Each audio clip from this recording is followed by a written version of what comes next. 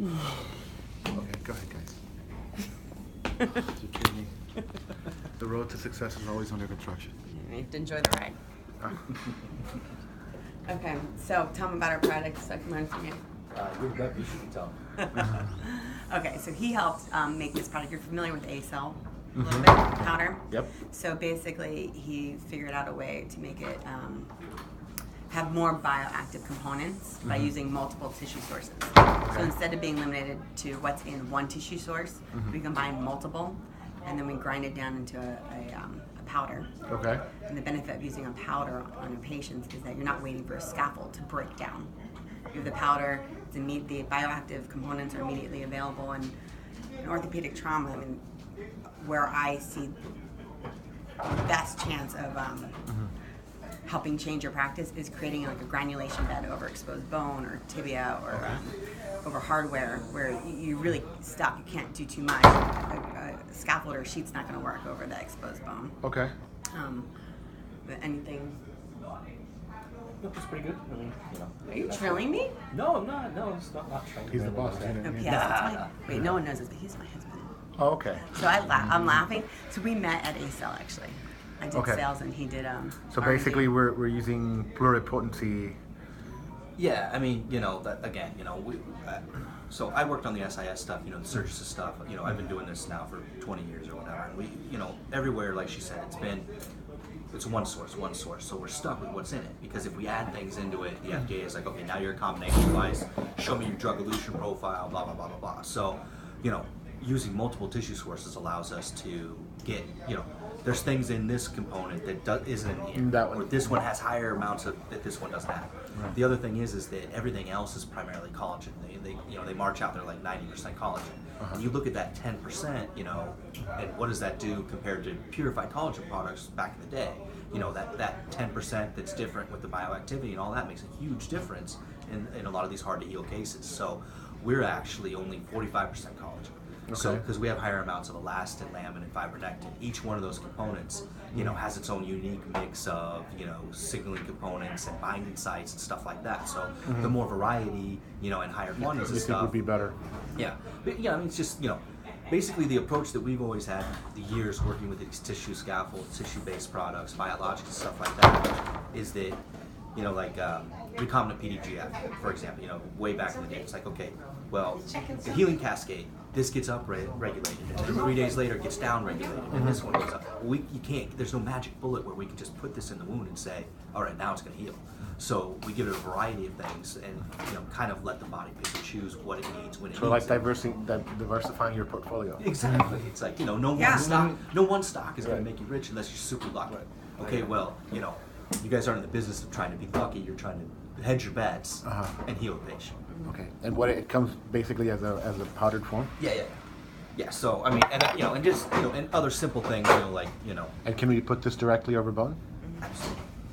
The most important thing though is you want it touching The edges. healthy tissue edges so that it will fill in. So suppose I have like a big bad open tibia that we washed out a couple times. When would be the best time to put this on? When the bed is clean? Yeah, when it's clean and you've got fresh health. Say you've done a little bit of debris and cleaned up the margins or whatnot. You feel you've got. It has to be in contact with healthy tissue to be able to do something. So you basically spread this out over the wound and then what? Cover it with some sort of non-adherent dressing, petroleum gauze. Zero form?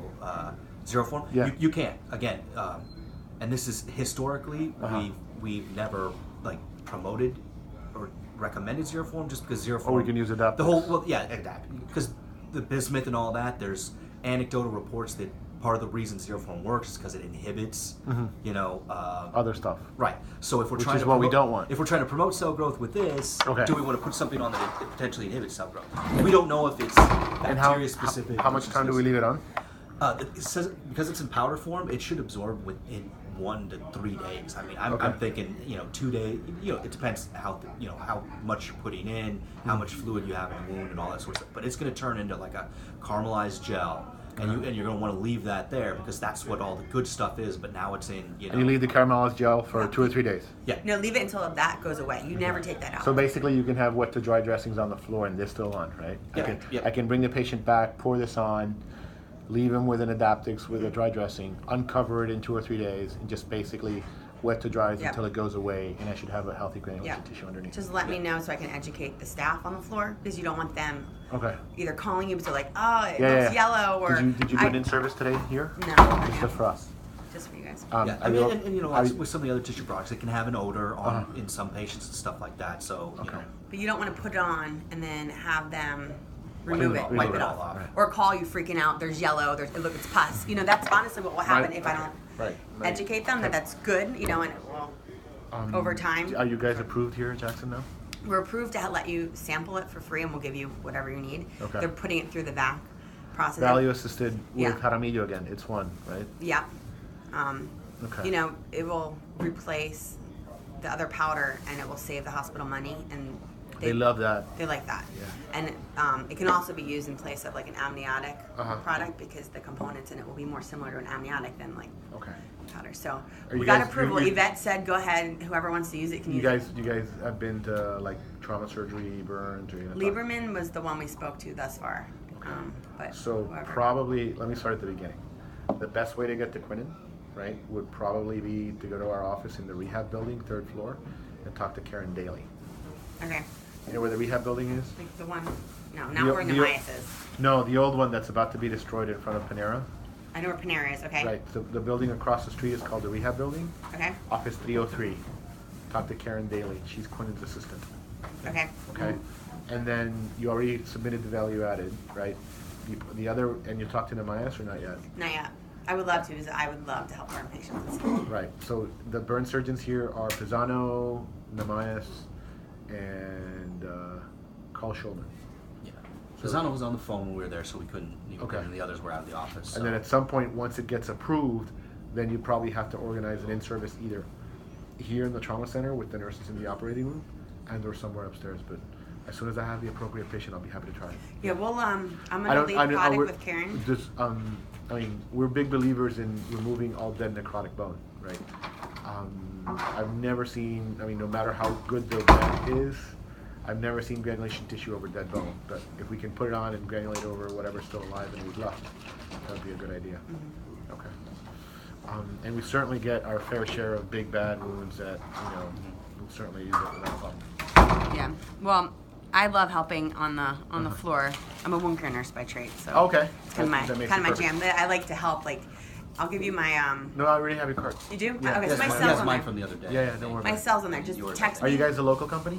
Yeah, we're actually manufactured up in Sunrise. Okay, awesome. Yeah, so we're based down here and all that sort of stuff, which is nice. Okay, So. so as soon as, if I have it, I'll probably use it before it gets approved, but after it gets approved, just let us know anyway. Yeah, if you have anyone, text me, let me know, and then I can help in service the floor for And your Quinn patients. is just like that, don't worry about it. It's all good. Yeah. No, and for me, we're based down here. You know, you always want to take care of your backyard and all that sort of stuff, but just like, and anything that, interesting cases and stuff like that, putting together case study documentation, case study series and stuff like that, that's all stuff that I'm interested in, especially locally. I don't want to, talk to somebody at Georgetown, about doing case studies. No, and like, locally oh, is better. hop on a plane and go up there and try to take a picture with my cell phone. Not that I like them, but have you guys gone to Kendall already? Mm-mm. Kendall has the other competing trauma center in town. They're not as good as us, but maybe for as a big future business Yeah, no, I opportunity. kind of have a allegiance. I love this. I worked here like years ago, and I haven't been here since 2010. But I was pretty excited to come back here first. Here in Broward, Well, the first two. I've been here since 2007, and I haven't left. That makes me the It's like weird family, one. right? Yeah, last of the To Mohicans. know it, it's to love it. But at first, it's scary here. No, well, I've only been in institutions like this and worse than this. For this to me is normal. Thank for you. your time. It's my Hang in pleasure. there. I like that deep breath. Like, it does work. I have a really big case now. Oh God, you got this. Yeah, it's one of those days where, as a resident, you have one thing to do, and you fuck it up, right? You screw it up. When you have 1,000 things to do, you just go through them and everything turns out well. Now I gotta go for the last big thing that. You got this. Yeah, I got this. See you guys. Thank you. Thank you. The patient's lucky to have you. Honestly, right? We are. Especially someone like that actually cares a lot. Yes.